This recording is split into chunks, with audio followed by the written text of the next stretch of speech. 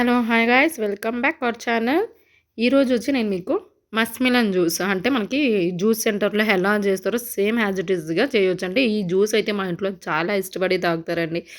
నాకైతే ఫేవరెట్ అనే చెప్పొచ్చండి. ఇదొక్కటి మనకు వాటర్ మిలన్ జ్యూస్ ఒకటి నాకు ఈ 2 సమ్మర్ సీజన్‌లో అయితే నాకు ఇది చాలా అంటే చాలా ఇష్టం అనమాట. సమ్మర్‌లో ఇలాంటి డ్రింక్స్ కానీ మనం తాగితే జ్యూసు రసమిలన్ అంటే కర్బూజా జ్యూస్ కానీ, పుచ్చకాయ వాటర్ మిలన్ జ్యూస్ కానీ మనం ఇంట్లో చేసుకొని తాగితే వంటికి సలువ మనకి బాడీ కూడా కూల్‌గా మన టెంపరేచర్‌లో బావుంటదండి. హెల్తీగా మనం ఇంట్లోనే సింపుల్ అండ్ ఈజీగా చేసుకునేయొచ్చు. ఒక 2 మినిట్స్‌తో పాటు అయిపోతది. పిల్లలు ఒక్క గ్లాస్ తాగేవాళ్ళు 2 గ్లాస్ అయితే ఖచ్చితంగా కన్ను మూసుకొని తాగేస్తారు. అంత టేస్టీగా ఉంటదనమాట. ఇక్కడ నేనైతే ఫ్రూట్స్ అనేది రౌండ్‌గా కట్ చేశాను కదండీ! దీన్ని 2 భాగాలు చేసుకొని దాంట్లో ఉండే సీడ్స్ అన్నీ సెపరేట్‌గా తీసేస్తున్నా. ఆ సీడ్స్‌ని నేను బాగా వాష్ చేసుకొని ఎండకి ఎండబెట్టేస్తానండి. బయట మనం గాలికి ఆ సీడ్స్‌ని మనం ఎండబెడితే దాన్ని ఎండిన తర్వాత అది మనకి డ్రై ఫ్రూట్స్‌లో కూడా మనం వాడొచ్చు దాన్ని.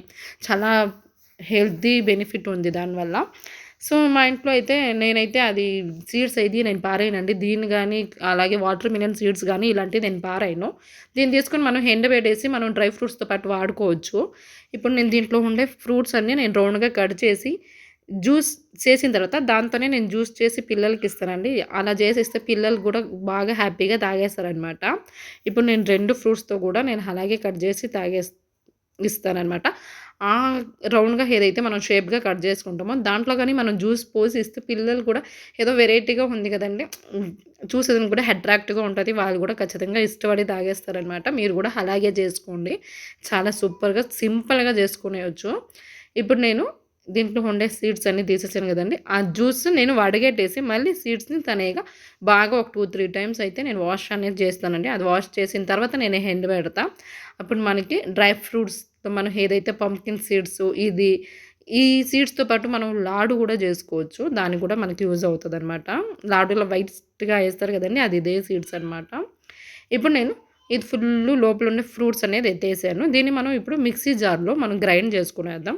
ఈ ఫ్రూట్స్ అన్నీ మనం ఇప్పుడు మిక్సీ జార్‌లో యాడ్ చేసుకొని దీంట్లో మనం ఈ ఫ్రూట్స్ అనేది ఏదైతే ఉందో ఇది ఫుల్లు మనం యాడ్ చేసిన తర్వాత ఒక్క బౌల్ షుగర్ దీనికి నేను ఒక్క బౌల్ షుగర్ అనేది తీసుకుంటా.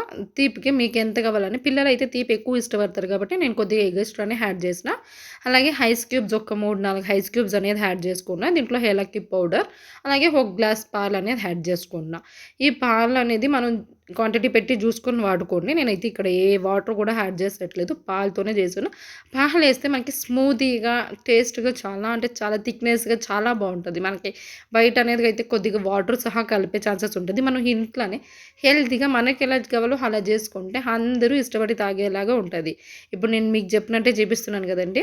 అలా నేను ఇప్పుడు సర్వ్ చేసుకున్నా. ఈ వీడియో గాని మీకు నచ్చితే ప్లీజ్ లైక్ అండ్ షేర్ చేయండి. అలాగే ఎవరైతే నా ఛానల్ సబ్స్క్రైబ్ చేసుకోలేదో ముందుగా నా ఛానల్ సబ్స్క్రైబ్ చేసుకోండి అని చెప్తూ thank you for watching guys.